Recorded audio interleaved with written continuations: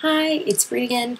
I'm going to be reviewing another series of books for you today. I'm going to be doing the Sword of Truth series by Goodkind.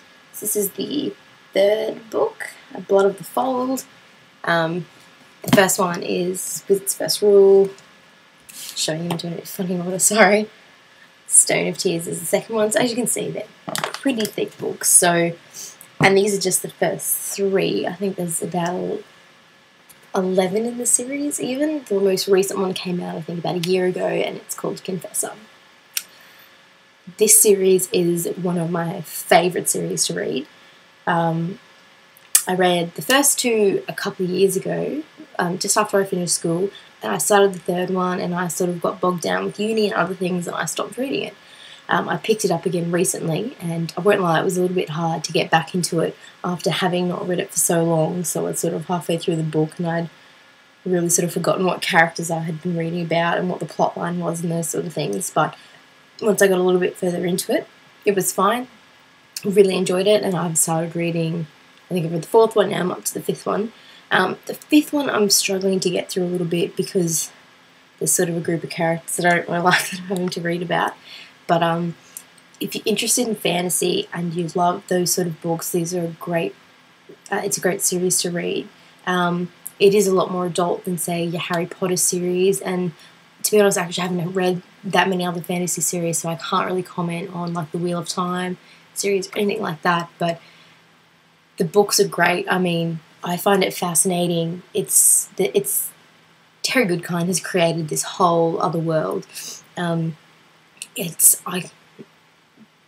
no indication of time. I mean, I guess our concept of time, from what I read there's no electricity or anything like that. They use candlelight and they have swords.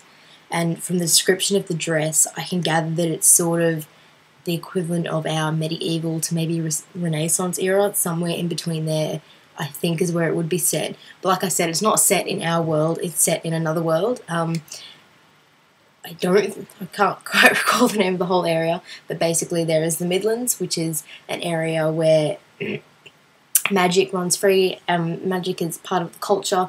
Not everyone has magic, but a lot of things do, from small moths up to, wizards and that sort of thing. There's also the Westlands. The Westlands was barred off from the Midlands about 20 years before the book started, and there is no magic, so it's just a normal sort of village atmosphere, I suppose. And then there's a couple of other areas like the Old World where magic is very much feared and sort of has been wiped out. But there are those with magic there, and there's lots of different cultures within it, and it's really great because you can see where their basis are. The basis is in our culture. I mean, there's sort of tribes that would be akin to African tribes, and some of the different beliefs are very funny. I mean, they have one tribe that greets each other by slapping the person because it's a show of you respect their strength and that they are strong enough to be slapped by you. The main characters are, he starts off as Richard Cypher is his name, and the story is that he's just a woods guide in the Westlands. His mother passed away when he was young. He has a brother, and I think his father passes away at the very beginning of the book, or just before the book begins.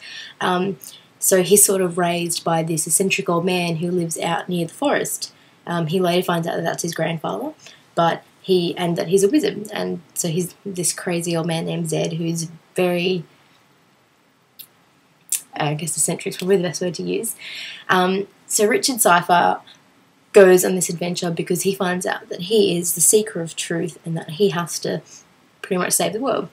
I believe it's pronounced Kaelin Umnell, but there is a show based on the books, which I'm not a big fan of, as if you've watched my previous video, if I've read the books or something and then a show comes out or a movie comes out about it, I usually don't like them because they're different. Same thing about that show, but it actually wasn't, I just didn't really like it. Even if the storylines did mesh, I just didn't really like it. But in the show they pronounce it Colin. But I'm sure I've read that it's pronounced Kaelin by Terry Goodkind. So anyway, Kaelin is what they call a confessor, and she has the power that if she touches someone, they completely lose their soul and they become her slave. They live only to serve her. And her role within society is to touch people who might be being put to death for crimes, so that they will sort of either confirm or even in some cases deny responsibility for the crimes that they're being punished for. So they're sort of the main characters, and there's a whole heap of other characters that are really interesting. There's really interesting animals, different creatures. It's definitely an interesting read. Like I said, I think there's about 11 books in the series. I'm only up to the 5th one, and that's taken me, like, I'm a pretty quick reader, it's taken me a while. But it is really interesting. There is this whole other world that Terry Goodkind has created. It really is fantastic. I mean, like I said, just like the Charlene Harris series, it is a bit more for an adult audience. So there are sort of some chapters are a bit hairy. There are a few things that are sort of, I wouldn't recommend for younger readers. I mean, there are bits that are bit violent, and yeah, I wouldn't probably recommend it for a super young audience, young teens, maybe sort of 15 upwards, because I know, like, when I was that age, I would have been okay to read this sort of thing. I do notice there's some sexist attitudes in there, as much as, like, Kaylin is such a strong female character, and she's pretty much the leader of the Midlands, and she has great power that, like, you know, not many people know. But at the same time, sometimes, I don't know, just the way things are written or the way things are described. And I know that that's the time that it's set in as well, but there are some things that I sort of think, I don't know, she's meant to be this strong woman who's led pretty much the whole country for her entire life, and yet she sort of, sometimes she does things and I thought, I don't know if this were a real person she would do that. But like I said, it's a great series, really interesting. I mean, yeah, just a whole other world that is so easy to delve into and be interested in. So if you're a fan of fantasy, I would highly recommend it. I mean, Terry Goodkind's books are incredible. He's a fantastic writer. The plot line is absolutely engrossing. Absolutely. I can't say enough good things about it. Like I said, the one that I'm reading at the moment, I can't quite recall the name of it. It's the 5th book, bit slow in the middle, but I mean, every book has sort of its slow points. These books actually don't have a whole lot, so if you're looking for a good read, you know, you don't have to read them all in one go like I tend to do. You can pace yourself. Excellent books. I would definitely recommend it. So it's Terry Goodkind, the Sword of Truth series. The first one being Wizard's First Rule. I don't know if you can see that. There you go.